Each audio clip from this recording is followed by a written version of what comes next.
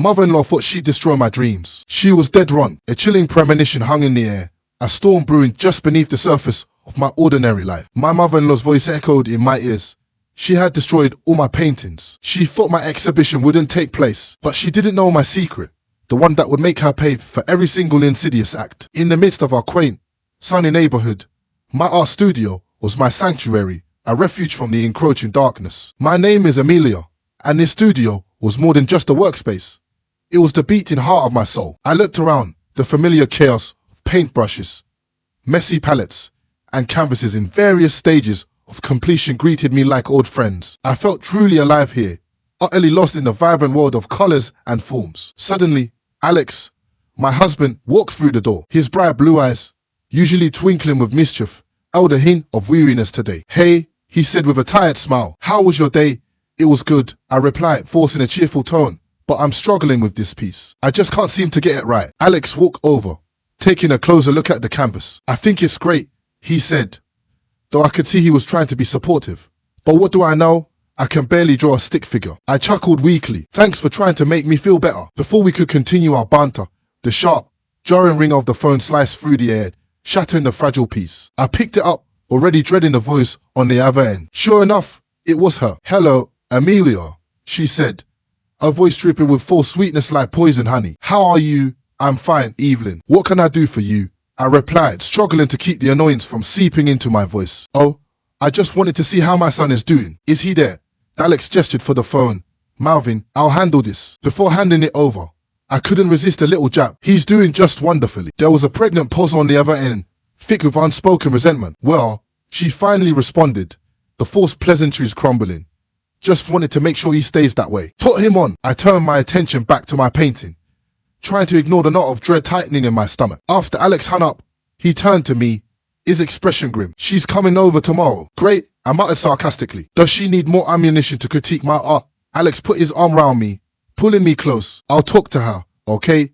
Just try to ignore her barbs." The next day arrived with the ominous weight of a pending storm. Evelyn swept into our apartment like a cold front, her striking grey hair pulled back in a severe style, her face held high in an air of palpable superiority that she wore like a second skin. "Hello, Amelia," she said, her eyes scanning the room with undisguised disdain. "Hello, Evelyn," I responded, gritting my teeth to maintain some semblance of civility. Her gaze settled on my latest work, a vibrant abstract piece. "What's this?" she sneered. "It looks like a child's mess." I clenched my fists, fighting to remain calm. "It's a work in progress, Evelyn. Isn't everything here?" she retorted, her voice dripping with venom. "I don't know why Alex supports this hobby of yours." "It's not a hobby," I shot back, my voice trembling with suppressed anger. "It's my passion." Alex walked in, sensing the mounting tension. "Ladies, can we please not do this today?"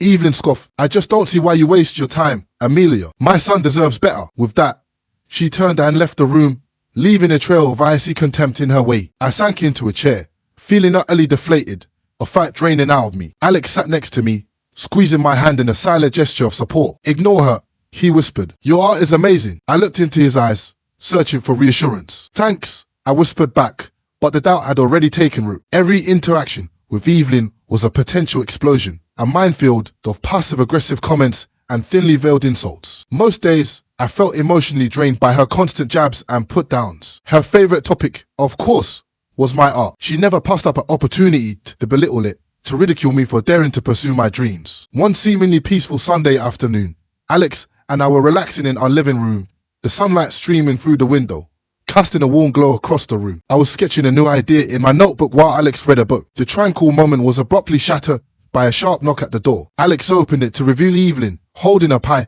a saccharine smile plastered on her lips. "I was in the neighborhood," she began, a hint of something unsettling glinting in her eyes. "Thought I'd drop by." "Thanks, Mom," Alex replied, taking the pie from her with a forced smile. "Come on in." I forced a smile as well. "Hello, Evelyn." She immediately stopped at my sketchbook, her eyes narrowing with disapproval. "More scribbles, Amelia." "What is this?"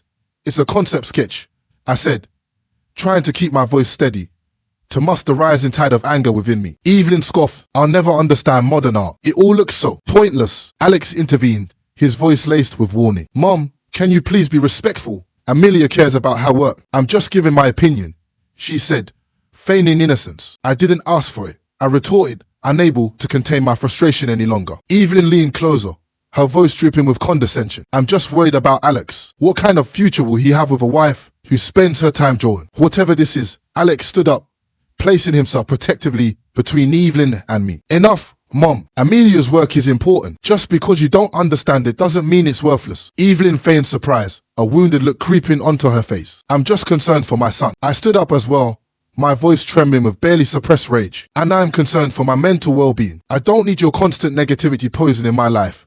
Evelyn huffed, her eyes flashing with anger. Fine, I'll leave. But one day, Alex will see you for who you truly are. I watched as she flounced out of the apartment, her words hanging in the air like a curse. Alex wrapped his arm around my shoulder, pulling me close. I'm so sorry about her, he whispered. It's not your fault, I said, but the words felt hollow. I just wish she could see that there's value in what I do. Alex smiled, squeezing my shoulder reassuringly. She may never see it, but I do, and I'll always be here to support you. The days following Evelyn's visit were tense, filled with unspoken anxieties. I found solace in my art, pouring all my pent-up emotions onto the canvas, letting the colors express what I couldn't say. Alex watched me work, always encouraging, always there to offer a comforting word or warm embrace. One evening, as the sun began to set, painting our room in hues of gold and crimson, my phone buzzed on the table. An unknown number flashed across the screen. Picking it up, I hesitated for a moment, a sense of foreboding washing over me. Hello, I answered cautiously. The voice on the other end was soft and pleasant, a stark contrast to Evelyn's abrasive tone. Is this Amelia?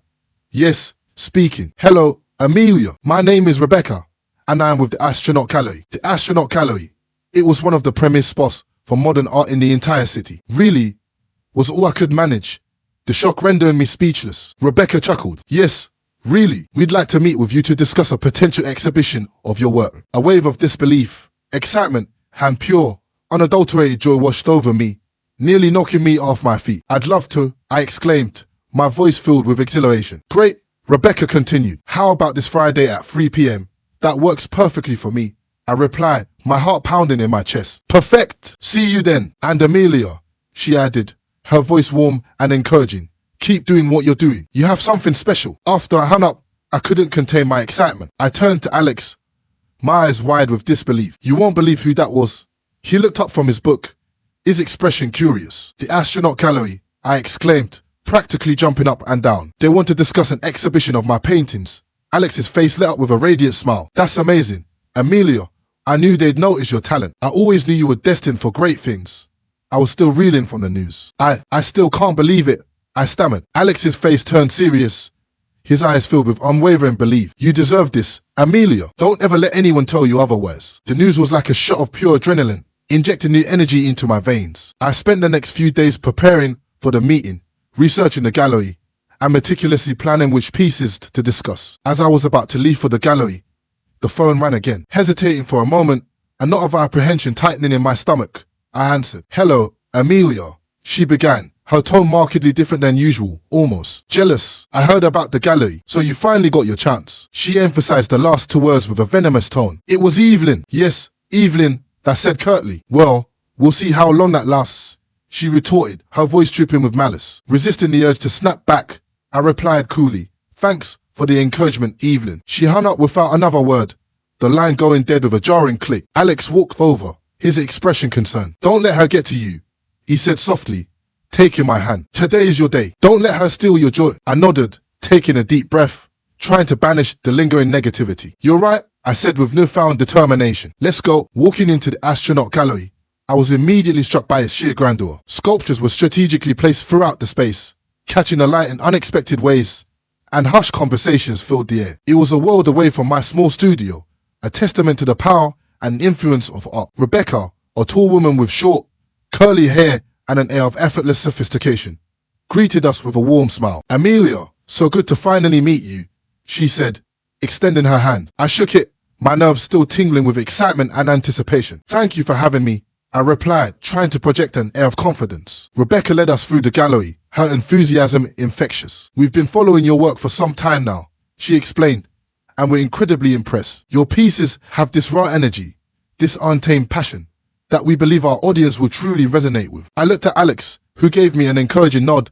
his eyes gleaming with pride. Thank you, Rebecca, I said, my voice filled with genuine gratitude. That means a lot. She smiled. Now, let's discuss the specifics. We were thinking of dedicating an entire section the gallery to your work for the upcoming exhibit, showcasing your unique vision. That sounds incredible, I replied, my voice barely above a whisper. Rebecca handed me a folder. Here's a layout of the gallery, along with a tentative schedule. We'll need your pieces here by next month. I flipped through the pages, trying to mask my overwhelming excitement. This is all. Perfect, I stammered. I'll get started right away. The rest of the meeting was a whirlwind of discussions, from lighting preferences to wall colors, from the overall theme of the exhibit to the target audience. By the end, my head was spinning, but in the best possible way. As Alex and I walked back to our car, he turned to me, his eyes gleaming with triumph. You did it, Amelia, he exclaimed, wrapping his arms around me. You finally got your chance. We did it, Alex, I replied, leaning into his embrace. I couldn't have done this without you. Now comes the hard part, he said with a grin. Selecting and preparing your pieces. Are you ready for this? Over the next few weeks, our apartment transformed into a hive of frantic activity. I was in a creative zone, finalizing paintings, meticulously choosing frames, and making last-minute adjustments. Every surface was covered with art supplies, sketches, and half-finished projects. One evening, as I was adding the final touches to a particularly intricate piece, the doorbell rang. Alex went to answer it, and moments later, he returned with a familiar, unwelcome face. Evelyn, I said, my voice flat. She looked around the apartment, taking in the organized chaos with a critical eye. So this is what preparation looks like, she sneered. Quite a mess, isn't it? I hesitated for a moment, trying to maintain my composure. Yes, I replied calmly. It's a lot of work. Evelyn's eyes landed on a painting I had just finished, a vibrant and emotionally charged piece. This one's different, she said, her voice laced with something I couldn't quite decipher. I walked over to stand beside her, my heart pounding in my chest. It's a new direction I'm trying, I explained, my voice barely above a whisper. She studied it for a moment, her expression unreadable. Before she could respond, Alex intervened, stepping between us. Mom, why are you here? He asked, his voice laced with exasperation. Evelyn sighed dramatically. I just wanted to see what all the fuss was about. I wanted to see if this exhibition of yours would be just more pointless scribbling. I took a deep breath, fighting to control my rising anger. I'm proud of my work, Evelyn, I said, my voice trembling slightly. It means everything to me. Well, Evelyn said dismissively, I should be going. As she turned to leave, she cast one last, venomous glance in my direction. Don't get used to this. It will never last. As the door closed behind her, I felt a mix of emotions, anger, frustration, and a chilling sense of foreboding. Alex wrapped his arm around me, pulling me close. Don't let her get to you, Amelia, he whispered. She's just trying to bring you down. I smiled weakly, trying to convince myself that he was right. Let's hope so, I whispered back, but a knot of anxiety in my stomach remained. The days flew by in a blur of activity. With each piece I packed, I felt a combination of excitement and anxiety, hope and fear. The day finally arrived when we had to transport my paintings to the gallery. It was a monumental moment, the culmination of years of hard work and dedication. As we loaded the last piece into the truck, Alex turned to me, his eyes shining with pride. This is it, Amelia, he said, squeezing my hand. You're ready, and I can't wait for the world to see your brilliance. The day before the exhibition was a blur of activity. The gallery was bustling with staff setting up lighting, positioning paintings, and making last-minute adjustments. Alex and I arrived early, eager to help in any way we could. Rebecca approached us, a clipboard in her hand, her face glowing with excitement. Amelia, it's all coming together wonderfully, she exclaimed. The space looks incredible, and your paintings are absolutely breathtaking. I smiled, feeling a surge of pride and gratitude. Thank you, Rebecca, I said, my voice choked with emotion. This means the world to me. She nodded, making a few notes on her clipboard. The press will be here tomorrow, she said. This is a significant opportunity for you, Amelia. Be prepared to answer a lot of questions and charm them with your vision. As the day wore on, I took a moment to sit down and absorb my surroundings. The realization finally hit me. I was about to have my first major art exhibition. This was a dream come true, and I was overwhelmed with gratitude. Deep in thought, I looked up to see Alex standing nearby, smiling at me, just taking it all in. He asked gently, it's a lot, isn't it? He sat down next to me, taking my hand in his. You deserve every bit of this, Amelia, he said softly. I'm so proud of you. I leaned into him, grateful for his unwavering support. Thank you, Alex, I whispered. I couldn't have done this without you. Our moment of quiet reflection was interrupted by a jarring ring. My phone lit up with an unknown number. Curious, but also apprehensive, I answered. Hello, a voice crackled on the other end, a voice that sent a shiver down my spine. Amelia?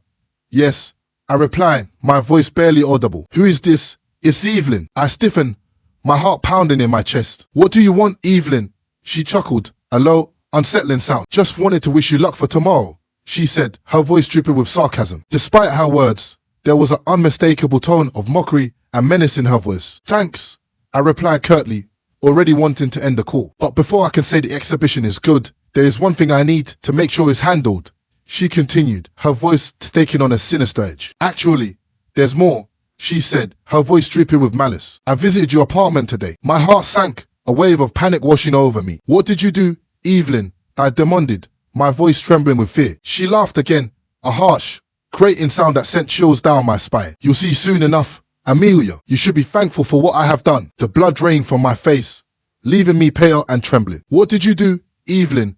I repeated, my voice barely above a whisper. Evelyn's voice was dripping with malice. You'll see soon enough. She hung up before I could say anything else, leaving me in a state of utter panic. Turning to Alex, I said, my voice filled with dread. She's been to our apartment, Alex. She's done something to my paintings. His face darkened with anger and concern. Let's go home, he said grimly. As we entered our apartment, the full extent of Evelyn's depravity was immediately clear. Several of my paintings had been slashed, torn, and defaced, their vibrant colors marred by angry streaks of black paint. I sank to the floor, tears streaming down my face.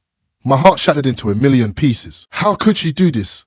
I sobbed, my voice filled with despair. Alex knelt beside me, wrapping his arms around me and holding me close. We'll get through this, Amelia, he said softly, his voice filled with determination. We won't let her win. But amidst the destruction, a sudden realization dawned on me. Evelyn had ruined some of my paintings. Yes, but the best pieces, the ones meant for the exhibition, were still untouched, safe and sound. A plan began to form in my mind, a desperate gamble born out of anger and defiance. Wiping away my tears, I looked up at Alex, my eyes filled with newfound resolve. She thinks she's won, I said, my voice trembling but firm. But she hasn't. She's made a big mistake, because she doesn't know my secret. We have an exhibition tomorrow, Alex. It will be a success, and Evelyn will be shocked. Alex's face mirrored my determination. You're right, he said, his eyes burning with a fierce light. Let's focus on that. Let's show her that she can't break us. The day of the exhibition had finally arrived. I was nervous, of course, but the events of the previous day had given me a newfound determination. I was no longer just showcasing my art. I was defying Evelyn, proving that she couldn't crush my dreams. As Alex looked at me, offering a comforting smile, he said, are you ready for this?